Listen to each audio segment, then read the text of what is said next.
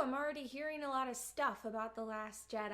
I already said I liked it, and I recorded that before people were making reviews, so I didn't know it was a hot take at the time. If I did, I would have given it a clickbait title about how it was a hot take. Anyway, not everybody has to like every movie and whatever, but whenever I see people list the reasons they don't like it, I tend to see the same things popping up again and again, and those reasons are bad.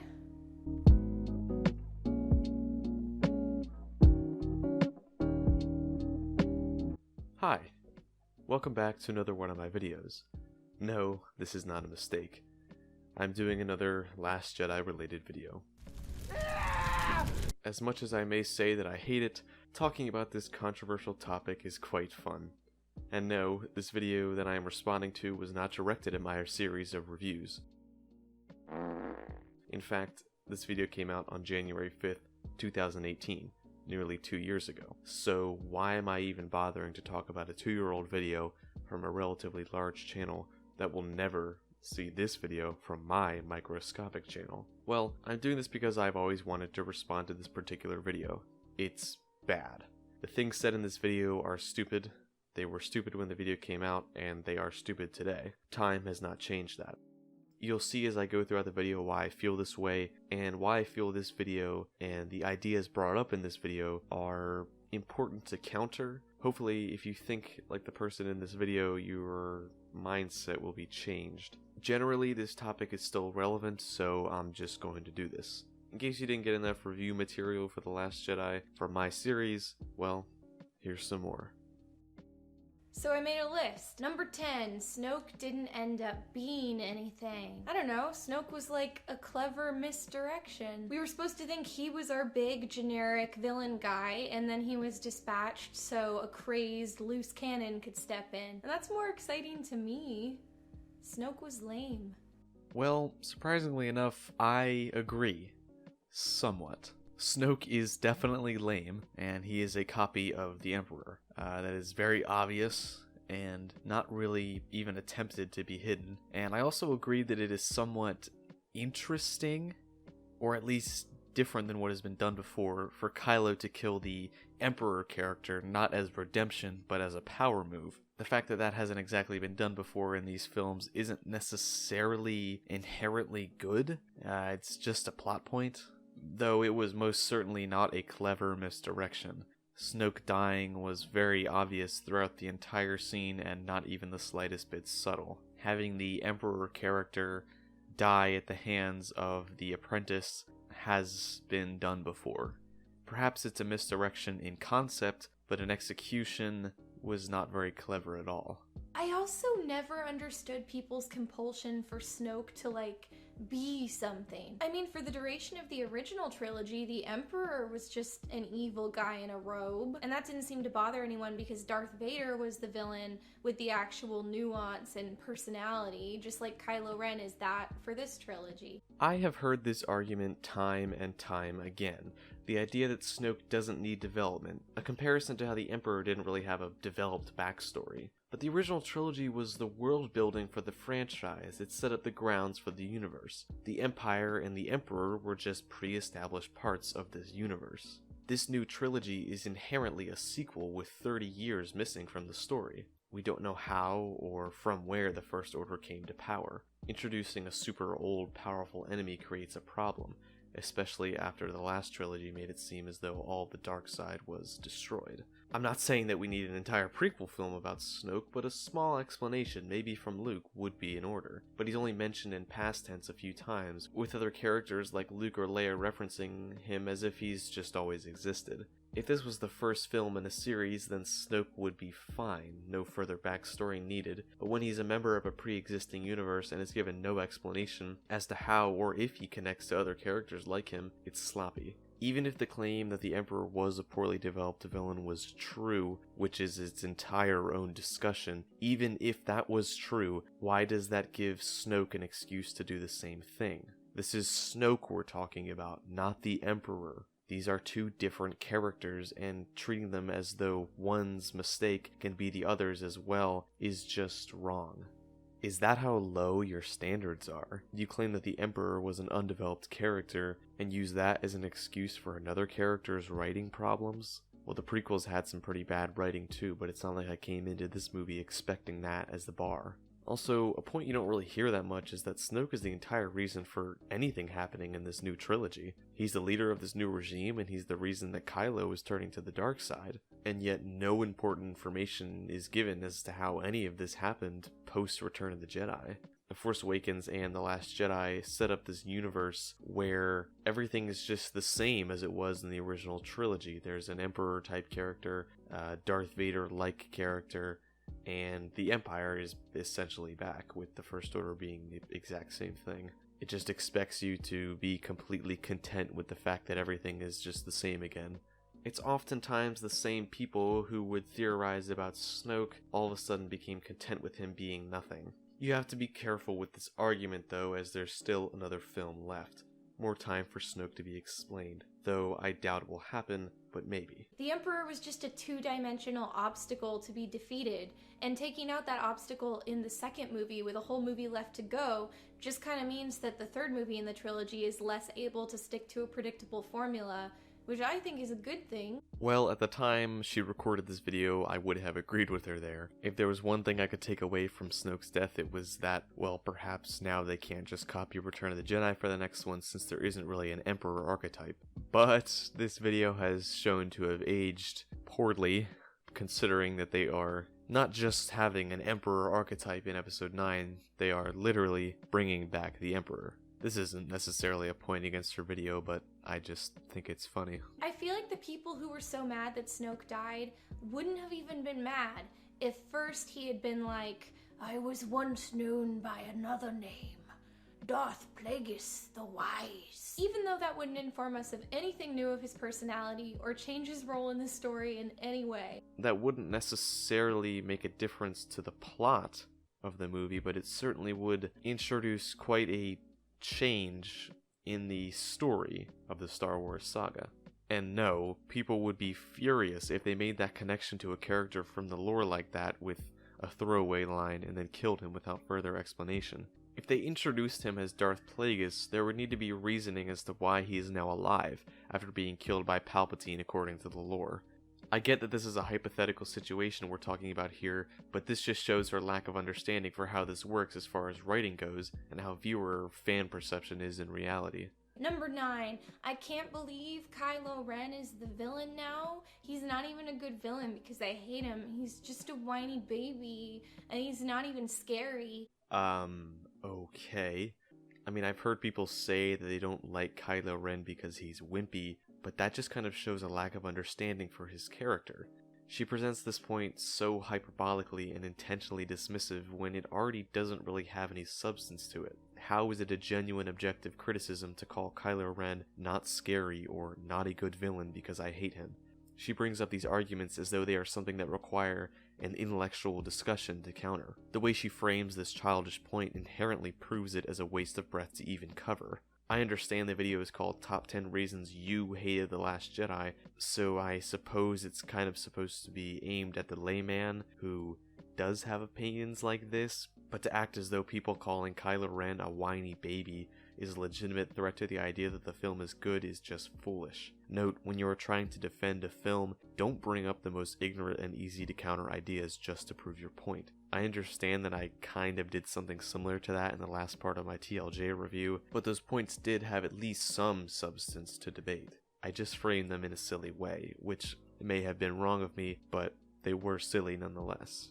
I think people who hate Kylo Ren as a villain have a particular need to feel vicariously empowered by seeing a big strong villain who can hit people really hard and is good at everything.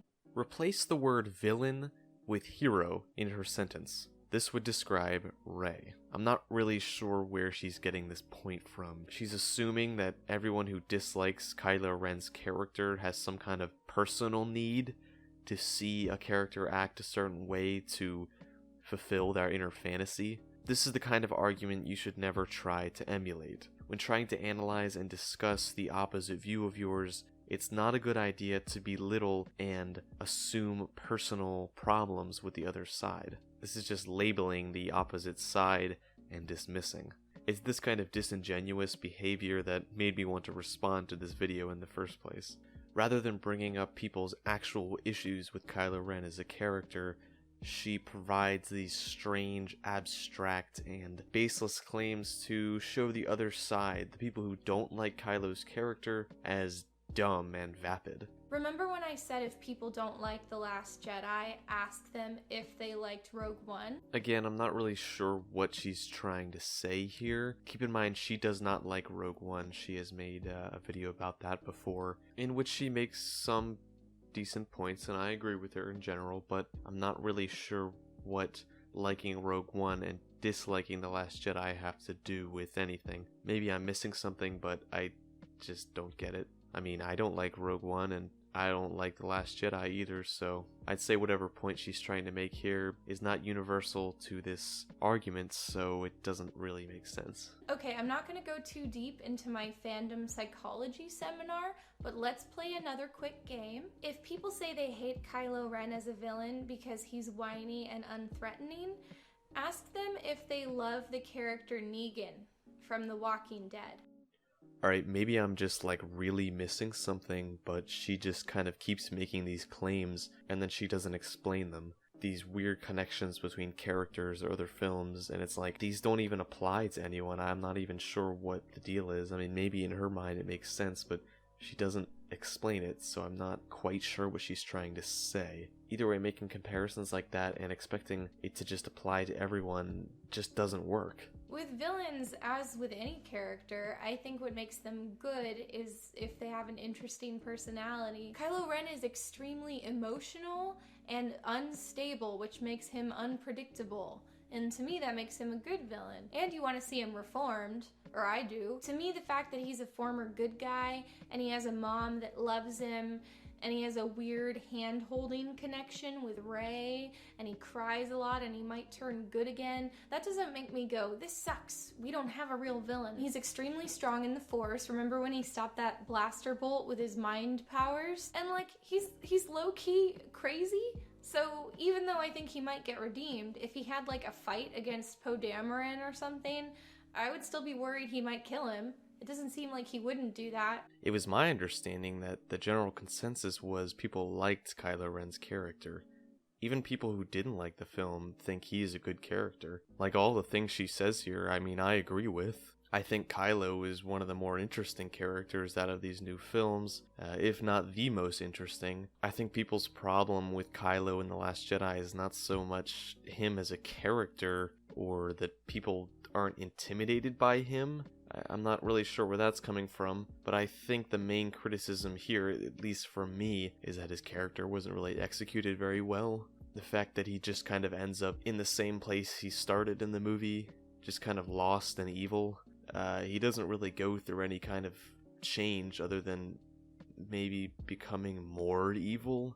Regardless, her point here is fine, I just think she's coming at it in the wrong way. Again, instead of genuinely looking at the people's criticisms of the film or his character, she just uses this weird kind of straw man argument that doesn't even really make sense. In any family action movie, you know that ultimately the good guys are going to win. If Snoke was still around, there wouldn't be a lot of tension over whether or not Rey was going to kill Snoke. You know Snoke's gonna die. But with Kylo Ren, there's a couple different directions that it can go, and I think that's interesting. Like, he could stay evil and die, he could sacrifice himself and die, he could turn good and live, but he is gonna get reformed. I am sure of it. Again, with this low standards idea. If they wrote Snoke correctly, they could make anything interesting. I mean, sure, on the most base level, if they were to just continue with Snoke being a copy of the Emperor, Episode 9 wouldn't be very interesting. But it's not like that's the only option, the only place to go with a character like Snoke. It's fiction. They can literally do anything. Anything can be made interesting if written well. This idea that, well, he was never interesting in the first place, so it doesn't matter if he gets development or not, now we can just move on, is just so defeatist. Is that how low your standards are for the quality of the writing? And anyway, Kylo Ren isn't all we've got in the way of villains. We still have Hux and the Knights of Ren, wherever they went, and the entire First Order. Well, thanks to this film, Hux was rendered a complete bumbling idiot, and the First Order is shown to be extremely incompetent and not threatening whatsoever. Though, as for the Knights of Ren, that could be interesting, but my expectations are rather low. Number 8, there's nothing left to do because they've virtually ended the story. Or this movie was pointless because the status quo was unchanged. One thing you might notice about these critiques is that they directly contradict each other, but I have been hearing both with equal frequency. These are also both equally baffling statements to me. The people who say the status quo hasn't changed usually say Kylo Ren is still evil, Rey is still not trained, Luke is still gone, the First Order is still in power, the Resistance is still struggling, nothing happened. But like, the status quo changed in a huge way. There were several moments where I was like, I can't believe they went there. Okay, as far as the characters go, let's talk about what changed. Luke certainly changed, from being a grumpy, depressed old man to Luke Skywalker again, and Poe got an attempt at an arc. Started out the film being a quick-witted, smart hero, and by the end became an almost cowardly bootlicker. I'm being hyperbolic, but he goes from seeing sacrifice as a necessary and honorable part of the war to sacrifice being bad, after seeing multiple times where sacrifice saved everyone. So that's as far as I can go with that. Finn repeated his same arc from The Force Awakens, from being someone who only cares about Rey to then fighting for the Resistance. Rey went from being an extremely powerful and perfect person to being an even more powerful, perfect person. Kylo went from being an evil, lost person to being an evil, lost person. I mean, Snoke went from being alive to dead, so I suppose there's some change there. I get what she's trying to say, but a lot of the characters didn't get any kind of fulfilling arc. The Resistance wasn't doing too hot before, but now they have like 30 people left. They're at a huge disadvantage. Rey still can get trained as a Jedi because she has the Jedi books, and Luke's a freaking ghost now, so he could show up and train her, or he could appear to Kylo Ren. I don't know what they're gonna do with that, but they could do things with that. Yes, because it makes complete sense that now we're going on to the third movie in the trilogy, and the main character has received no training, despite accomplishing extremely amazing achievements. People were hoping for Rey to be trained in Episode 8 before the movie came out, and I guess now we're just hoping for it in Episode 9. I mean, not that she even needs it at this point. She seems fine without it. Frankly, I didn't even understand people's interest in seeing Rey get trained in this movie. I thought her status as like a scrappy underdog who knows how to hit people good with a stick but doesn't have any formal training is kind of what made her a good foil to Kylo Ren. Because he's basically a mean Jedi prep school kid who's technically a prince and now literally an emperor. Oh yeah, I totally didn't see the want for an actual interesting character with a compelling story. Oh, that whole thing about characters having arcs and having to go through struggles to get to a powerful level or anything like that. No, just skip right to the powerful part.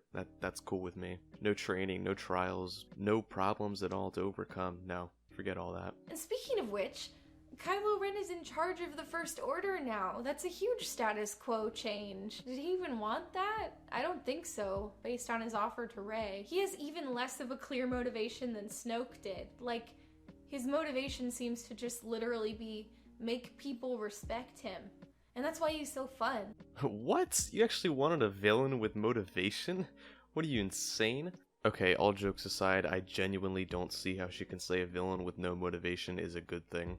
I mean, the villain's motivation is kind of what makes them the villain, but okay. And for the people that say they already wrapped up the story, like, I don't even know what to say. I just kind of assume they have no imagination. The scary mutant guy on the throne got killed, so I guess the story's over. Yeah, say that other people don't have imagination when moments earlier you claimed that the only thing interesting to do with Snoke was to kill him. Number 7, Rey's parents didn't end up being anything. I don't know why Star Wars fans are so dynastic about it. If Rey wasn't raised by her parents and she doesn't remember them, then they don't really affect her character at all, unless they have any hereditary conditions she needs to know about. If her parents abandoned her, maybe that will make her feel angry or betrayed. and if they loved her and died, maybe that will make her feel sad or vengeful. And that's literally the only degree to which they matter. Beyond that, her knowing their names are Kenobi or Binks or whatever doesn't really hold any additional value.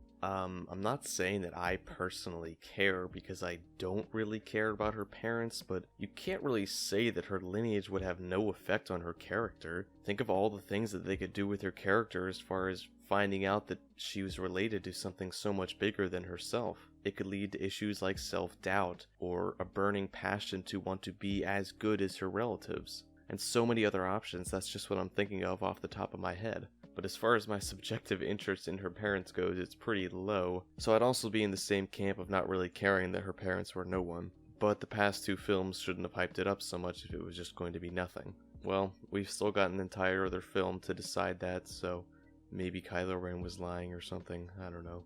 I mean, her parents being dead garbage people who sold her for drinking money is a reveal in itself. But like, I get it. People like to hear familiar names. Nice straw man argument there, but no. People anticipated a reveal about her parents after being focused on in The Force Awakens. Not to sound like a broken record, but yes, the idea of her parents being no one is fine on its own. And what you don't hear too often is that was kind of settled upon in The Force Awakens. I mean, it was a small moment, but if you remember, in The Force Awakens, when Maz is telling Rey to go fight, she kind of comes to terms with her parents not coming back. Maz makes this clear, and Rey seems to understand, shedding a tear. I don't know, that was enough for me to say, oh, I guess they're no one, and that's fine. But then if you're going to spend an entire other film building up to it, to only then reveal again that they're no one, it just seems a little bit too divisive. Number 6, Luke Skywalker would never try to kill his nephew. Yeah, that's about right. Luke believed Darth Vader could be redeemed, so why wouldn't he try to redeem his own nephew instead of killing him? Yeah, why wouldn't he do that? Vader was Luke's stronger enemy, who he demonstrably could not kill if he tried. And he did try. I feel like people forget that. I mean, unless he was swinging his lightsaber toward his neck in a friendly way. Luke was unable to kill him, but once he heard his backstory and had reason to think that redeeming him might work, he kind of figured that was worth a shot. Luke didn't really think that redeeming Vader was just worth a shot. It was his entire goal. If you remember, he says multiple times that he would refuse to kill him, even when Obi-Wan and Yoda were telling him that was the only option. Of course, Luke is eventually able to defeat Vader and comes pretty close to killing him. Upon realizing that that is exactly what the Emperor would want, he stops.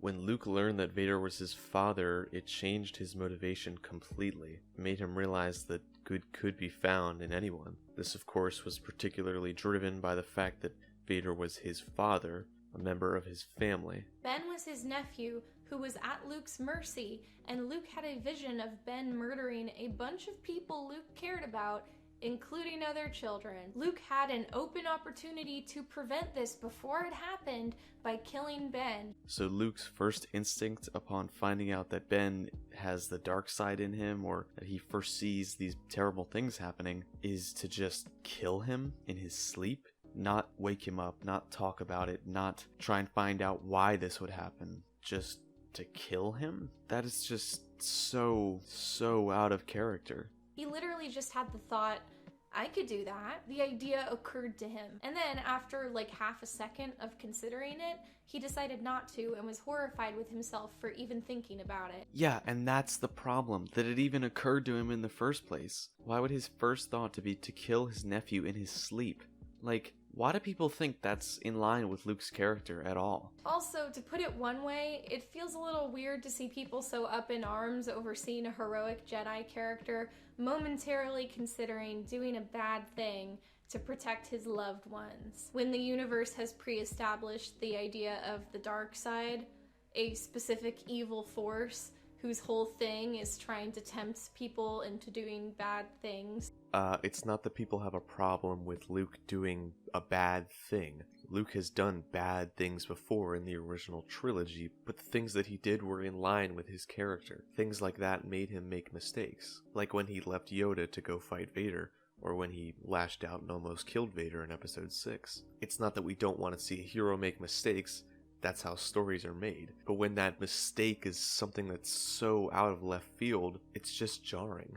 And there's an argument to be made that flaws like being impulsive or the good things like loving for his family do actually factor into his decision to almost kill Ben. He sees a vision of the future where there's death and destruction, and to save his family, he impulsively goes to killing him. But you see, for that to be his first reaction is the problem. With Vader, it was a long process of talking with him and refusing to fight. It only got to the point where he was able to lash out when it was all he had left to do. And again, I've said this before, I don't think we can really compare Vader, one of the most evil people in the galaxy who tortured Luke and his friends, to a young Ben Solo, Luke's nephew, son of his best friend and his sister. Maybe if there was some kind of long, drawn-out flashback where Luke notices it in his training, then goes to talk about it, then Ben continues to push him away. Maybe Ben starts the fight first. I don't know. There's 1,000 other ways you could do this so much better and still be in line with Luke's character. There is a reason why so many people hated what they did with Luke. And again, these are all points I've made before in my other series, but it's not that it's impossible for Luke's character to get to the point where he almost kills a member of his family. I mean, it's not the character arc I would write, but you can get him to that point narratively.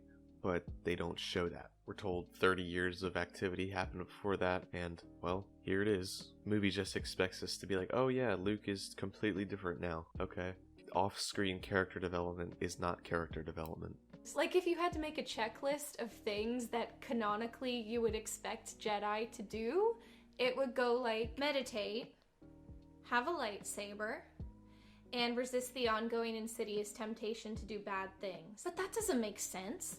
Luke resisted temptation that one time, and that means that he'll never be tempted to do bad things again. Just like temptation works in the real world. Again, it's not that Luke can't make a mistake similar to one he's made before, it's just how he gets to that point is botched. I would have thought that Luke almost killing his nephew in his sleep would be indefensible, but here we are. Number 5, Leia Poppins. This is a small one for me because I kinda get it. You're probably like, then why is it number 5? The list is arbitrary. Sorry. If people's issue is that visually the image of an ice-encrusted Princess Leia flying through outer space like Superman is kind of a silly image, then like, yeah, it is. For me, not enough that it really took me out of it. And some people feel differently. Like I said, I get it. Well, at least you can admit that it looks ridiculous. Whether it looks ridiculous is not really the issue, it's how it even makes sense with this story, but let's see what she says. But I'm seeing some people complain in the context of, since when did Princess Leia have the Force? Which, she's had the Force the whole time. They told us in the original trilogy. And then people are like, when did she have training? Well, it's been 30 years. I don't know. Oh yeah, I mean, even though the movie never says that she was trained or ever really learned how to use the Force any more than she did in the original trilogy, I mean, 30 years pass. Might as well just assume that's what happened, even though there's no mention of it. Surviving in space, then like stopping time around her, and then flying back to the ship. That's a pretty substantial force power right there. I mean, I might even bat an eye if Luke did something like that. I mean, I wouldn't be surprised at all if someone like Rey did it, but I guess anyone could just kind of pull a force power out of nowhere and just be alright now. Forget all that stuff about doing extensive training and meditation and all that stuff from the original trilogy. No. You can just kind of do whatever now. Also, it appears in canon that when people are strong in the Force, it will come to them in times of need. Like, almost as a second nature. Like when Rey called that lightsaber to her without knowing that that was a thing she could do. Okay, so, like, I've heard this argument before, but I don't really know if there's actual weight to it. I mean, maybe that appears in the books or TV shows, I don't know, but that doesn't matter in an argument about a film. And with the films, I mean, it's kind of subjective whether or not Luke is using an adrenaline force surge when he grabs the lightsaber on Hoth, or when he's able to lash out at Vader in episode 6. I don't really know, and that's never really stated in the film, so I'm gonna say that excuse doesn't really make sense. And even if it did, I mean, again, like I just said, pulling off that big of a force power just because is kind of an insult to the lore. Also, I don't think any of the force powers Rey did in episode 7 were because of adrenaline surge or something. I think that's just something she can do because why not? Or Anakin, was it the Force he was using when he was like age 9, really good at flying ships and building robots? Or was she just good at that stuff? I don't think they ever told us. Yes, this is actually true. In episode 1, it's said that Anakin was able to, unbeknownst to him, use the Force to be able to be good at pod racing. I've never very much liked this, as it didn't really seem in line with the original trilogy idea of how the Force is used, but that's fine. It still doesn't actually make sense for her argument here. Someone being able to subtly use the Force to be good at driving or things like that, I mean, it's not really comparable to literally flying through space. Like, these are apples and oranges. Considering this was Carrie Fisher's last performance as Princess Leia, I was kind of glad that we got to see her use the Force at least one time, since it turned out that this was our last chance. Okay, look, I'm sorry. I mean, this might sound cruel, but that's not an excuse for something to narratively make no sense. I agree, it would have been nice to see something cool for Princess Leia to do in this movie, since it was Carrie Fisher's last real role.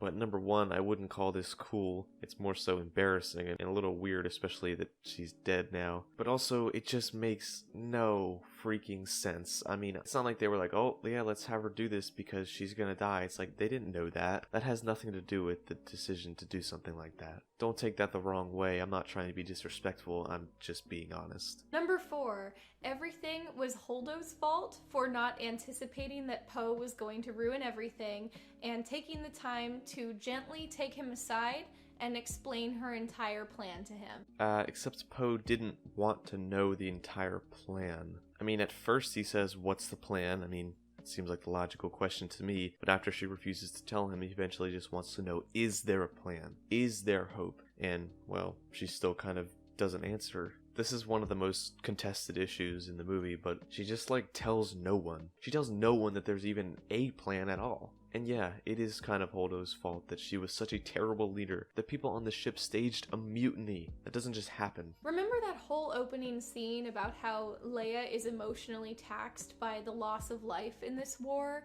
and Poe is willing to sacrifice people here and there in order to blow stuff up? They're just people. It's an entire ship. What? What do you mean he's just willing to sacrifice people here and there? It's a war. It's what happens. What, do they expect no casualties? Also, I'm pretty sure there's a shot of Poe looking kind of sad or just in awe when the ship is destroyed. It's not that he doesn't understand the loss of life. He's right in there in the front lines with them. It's not like he wanted those people to die. It's just what happened. And oh my gosh, I don't mean to get ahead of myself, but Poe saved them. If they didn't destroy the Dreadnought, it would have just came out of hyperspace later with the rest of the fleet and destroyed them. Why don't people understand this? I mean, maybe it was bad for him to ignore Leia when, that was the established plan, so I don't know why she would call it off anyway, but still. Also, not to mention that I'm sure all the bombers made their own choice to ignore Leia, so oh well. So we just won't mention that. But Poe didn't do anything wrong. It's war. People are mad that people are dying. I mean, do you not remember the battles of the first and second Death Star? How many people died to get to that point? It's oh well, you just shouldn't have done that because they died. It's what? They signed up for a military, they know what they're doing. It's so dumb. I hate when people say that. It's it makes no sense. So Poe just got demoted for disobeying orders, specifically in the context of having a disregard for human life because the ends justify the means. A disregard for human life? Are you insane? Okay, nope. I just covered that. She just made the same point twice. I'm not repeating myself. You get the point. Holdo's plan is to sacrifice their biggest, strongest warship in order to save as many lives as possible. Oh boy, okay. Actually, that wasn't her plan. Her plan was just for them to escape to the planet and for her to just kind of sit there on the ship for some reason. Not sure what that was going to do, but if you've seen the movie, she actually takes a long while to actually decide to turn the ship around and do the hyperspace maneuver. The hyperspace ramming thing was not part of the original plan. She just happened to do that. Also, the hyperspace ramming thing makes no sense. That's a completely separate point that she just doesn't even bring up in this video, so I'm not going to respond to it because she doesn't make that point. And if you want to see me cover it, it's in my Last Jedi review series, so cool. We, the audience, know, or at least assume, that Poe isn't a horrible monster and would ultimately agree that this is a wise course of action. But what reason would Holdo have to believe that he'd go along with it? When everything she knows about him, a guy she just met, suggests the exact opposite. Well, first of all, Poe is a captain, and I think captains deserve to at least know there's a plan at all. Also, I'm not sure how anything he's done would really make her not want to tell him the plan. I mean, maybe the fact that he disobeyed orders would make that possible, but the point where Holdo meets Poe and is kind of mad at him is after the First Order fleet has come back. So no one would have any reason to be mad at him at that point, because if he didn't do what he did, they would all be dead. Also, Poe is literally one of the greatest Resistance heroes there is. He destroyed the Starkiller base. In the timeline of this, that happened like less than a day ago. Like, I guess everyone forgot about that. Also, it's possible that this military leader doesn't think that it's the wisest course of action to reveal every facet of her plan to every single person on the ship, because it's sensitive information, and if the enemy found out, it could result in a lot of people being blown up, which turns out to be what happened. Oh, because Poe found out about the plan. No one was asking for her to tell everyone. Literally, I keep saying this, by the end, he just is asking if there even is a plan at all, and she doesn't answer. Like, what? Also, she never expresses any worry that the enemy will find out. That's never stated. Also, the argument that the First Order found out because Poe knew about the plan is dumb. The school of thought there is while Poe was talking to Finn, DJ, the criminal guy, heard and was able to tell the First Order that that was what was going on, and then he made the deal, and then he got the money and all that. This is based off the premise that Poe knew someone else was in the room, so that's more so on Finn's part. This is also based off the fact that the First Order couldn't find out that the ships were leaving without the aid of DJ, which is really stupid. DJ tells them what happened for a reward, which is out of character for the First Order, but whatever. Then the First Order runs a decloaking scan to find the ships. Why they weren't doing that in the first place is a mystery to me, especially when the First Order can see out the window the only planet that the Resistance can go to. It was extremely incompetent for them to not be able to tell that that's where they were going. Also, the fact that Snoke could literally see the ships escaping through his magnifying glass shows that they had every resource to find out that they were escaping, but the plot just didn't need them to until the DJ guy told them. Whew. Okay, yeah, you get it. Number 3, people hate the kid with the broom at the end because they think that now we're gonna get a film about the kid with the broom learning to be a Jedi. Oh my god, it was an epilogue. I feel like some of these people have never watched a movie before. It's like when War of the Worlds played on the radio and nobody's old-timey brains could handle that it was a fake thing. I feel like nobody is taking the broom boy scene as a storytelling device in a movie, and instead everyone is taking it in the most literal context of this is a character now. I've never heard anyone make this point. Even if they did, it's not really a problem with the movie. This is kind of like the other issue she brought up before about how people call Kylo Ren a whiny baby. It's like, that's obviously not a legitimate criticism, so I'm not sure how you could actually come at that in a very serious way. So what if people think that that means there's going to be a movie about him? I mean, there could be, but probably not. My real problem is that it continues the idea of Rey's character, where anyone can just be powerful in the Force regardless of training. It's meant to represent the people all around the galaxy have the Force, but just aren't Jedis. This is obviously to complement the thing Luke said about how the Jedi don't own the Force, and it's just wrapping up that theme of the movie. Whether or not the Broom Boy thing is actually good doesn't matter to her point here. She said the people are mad because they think that they're going to make a movie about that. I mean, what does that even mean? That has nothing to do with the actual quality of this movie, so bringing that up is stupid. Number 2, the B-plot was pointless because their plan didn't even work. Yes, the B-plot was pointless, except for being the strongest illustration of the whole theme of the movie. The theme of The Last Jedi is failure and being able to learn from past mistakes. Yoda even says it in like a really convenient thesis statement. Yes, the B-plot is obviously pointless and a waste of time. But nope, it's okay because my themes! No matter how bad the movie is, because it has a theme and because it's illustrating a theme means it's good. Also, it's not very clever or like interesting for a character to just outright say the theme of the movie like Yoda does. Like, that's not a clever way to introduce a theme. I'm sure the Emoji Movie has a really great theme, but that doesn't make the movie good. The Jedi Order failed Anakin and failed to see what was going on with Palpatine, and the whole thing fell apart because they were failures. Luke failed himself by being tempted by the dark side, and he failed Ben and made him turn evil. Snoke was so arrogant he failed to see that his apprentice was going to kill him, the ugly deformed monster that physically tortures him, instead of Rey, the pretty girl who was nice to him and held his hand. Snoke even made that statement about how it's a good idea to keep around a crazy man who's evil because you can manipulate him into doing exactly what you want him to. That statement was very wrong, and he got murdered because he was a failure. The Praetorian Guards failed. No, I'm kidding. Those don't count as real characters. They did fail, though. Rey wanted to get trained as a Jedi, and she thought she could turn Kylo Ren good again, and she failed at both of those things. For now. Okay, so I just let that entire clip play of her applying the theme to different parts of the movie because I wanted to illustrate how dumb this is. I'm going to kind of copy something that Mahler did in his review of The Last Jedi, where he makes the point that you can just find a word and apply it to any movie. Like here, we'll use the theme of loss.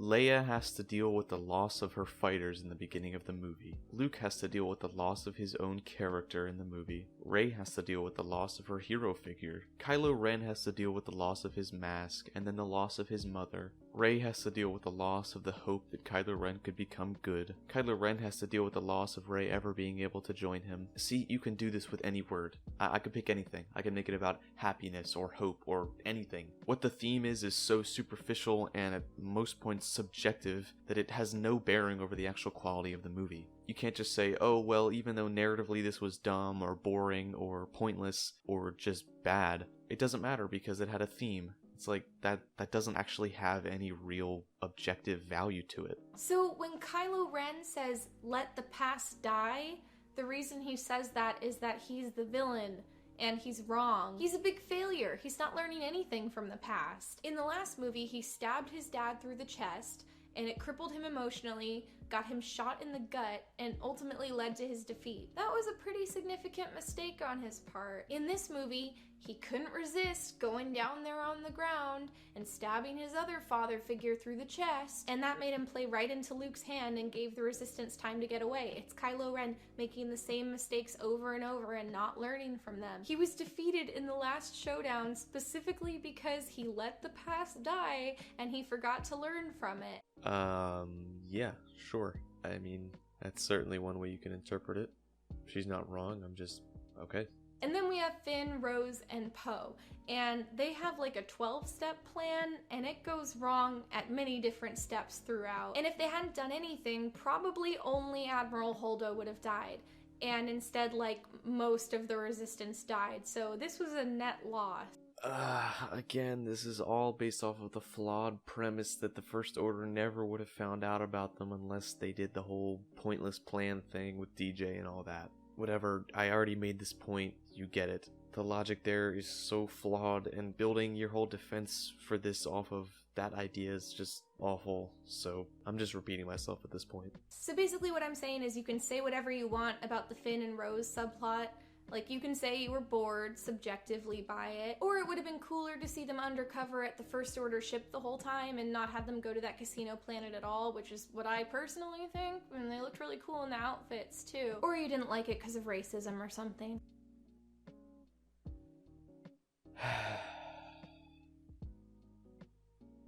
Yeah, okay. So usually this is the point where if I was actually in some kind of discourse with this person, the conversation would be over. Just a little pro tip for when you're arguing something or for something. I wouldn't ever call your opposition racist without reason like this. It's just kind of like Hail Mary when you've completely run out of defenses for what you're trying to do here. She kind of added it onto the end.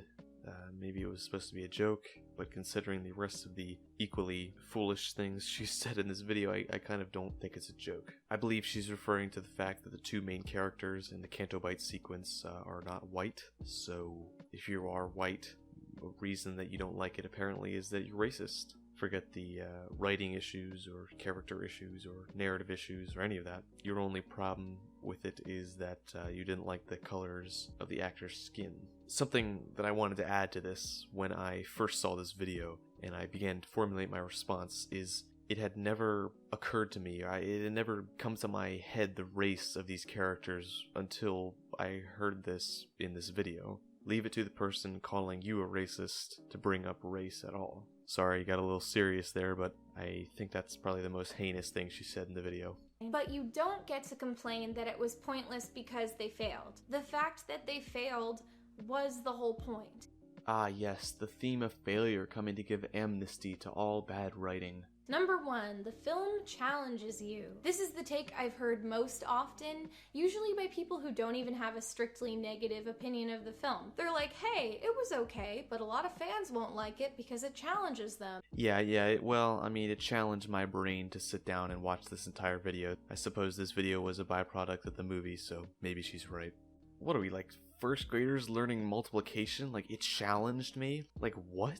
I get what she's trying to say. The whole subverted expectations kind of argument, like, oh, you didn't expect Luke to be this way, so you didn't like it. It was challenging for you to see a different version of the characters you like, or something like that. I mean, it's a terrible straw man garbage argument, but I understand the point of reference. This movie didn't just do all the stuff that Empire did. It had some unexpected stuff. You know, stuff like Snoke dying, where I was like, whoa, they went there. So I was like, okay, no one's gonna complain that it's just a retread of familiar stuff. No, yeah, this time they didn't just copy The Empire Strikes Back, they copied Return of the Jedi too. Revolutionary. And then it had stuff that I consider really pandery. Yoda shows up. You have a really cool lightsaber fight. You have Luke demonstrating huge force ability and getting to show off to a whole army at the end. I'm not saying this stuff was pandery in a negative way, I just, like, that's what I felt like it was. And I was like, okay, all the people who have spent the last year telling me that Rogue One was awesome because Darth Vader cut people's heads off with his lightsaber, they're gonna like all that stuff. So there's something for everybody. It's a romp for the whole family. Yeah, it's almost like a lot of people actually judge the quality of the movie off of like the writing and like what's actually objectively good about it, rather than just looking at superficial things like what the action is like and if there's anything like fan servicey. And newsflash, a lot of people hated Rogue One, so I don't know why she always goes back to this like, oh, everybody loved Rogue One, so why don't they love The Last Jedi? It's like, not everyone loved Rogue One, but a lot of people didn't. And because someone's opinion on one movie needs to be the same on another, I mean, it just makes no sense. Maybe it won't be everybody's favorite, but everybody will like it. Oh man, this statement has aged well. I mean, I had complaints too, they just weren't anything that was big enough to detract from my overall enjoyment of the movie. Most of my complaints were little things that I thought were weird. Like when Snoke floats Rey over to the window to show her the Resistance ships being blown up, and they're like perfectly framed in that magnifying lens. Like, I know he can see things that are happening using the Force, so I don't begrudge him knowing the timing and getting that down. But like, the lens was right there. When was the lens installed? That's incredible foresight. She can like notice this flaw but look at it in a really stupid way. Like, the whole thing with the magnifying lens is just bad on many levels. First of all, it's directly aping off of Return of the Jedi. Second of all, she's right, it makes no sense how that even works, and why it was so perfectly framed, and why Snoke knew that that was gonna happen. I mean, maybe the Force told him. Like I said in my review, if they have this magnifying lens technology where he can literally see the ships escaping, why wouldn't they have just been able to know that they were doing that already without DJ? Whatever, I don't need to go off on another tangent about that, but at least she can see that. Or how come they have a new, different armor design for the Stormtrooper executioners? I mean, they're all soldiers, so couldn't any of them fill the role of executioner at any time? I just love how this is the stuff that she thinks is bad. I mean, need I say more? This is my most specific complaint, and I haven't seen anybody else say this. Rey calls Kylo Ren a murderous snake. And then, when DJ betrays Rose and Finn, Rose calls DJ a lying snake. I guess you see snakes on Dagobah, so the Star Wars universe does have snakes. But what are the odds that Rose and Rey, who both come from completely different planets, would both be familiar with snakes? And what are the odds that the two totally separate cultures they were both raised in both use snakes in their expressions as a creature that carries negative connotations? It took me completely out of the moment. Instead of paying attention to Finn fighting Captain Phasma, I was sitting there like, does every planet in the Star Wars universe have snakes? Are there some cultures that have a different idea about what it means to be like a snake? Like in episode 9, will Poe Dameron pay someone a compliment by calling them clever as a snake? Because on his home planet, snakes are known for solving complex puzzles. Or is it possible that that snake we saw on Dagobah wasn't a snake. It was just an alien with a different name that resembled an Earth snake. Maybe snakes are not a creature in the Star Wars universe. Maybe the word snake is just an extremely vulgar cuss word, and those insults that Rose and Rey were saying were actually a lot stronger than we thought they were. What other expressions in this universe contain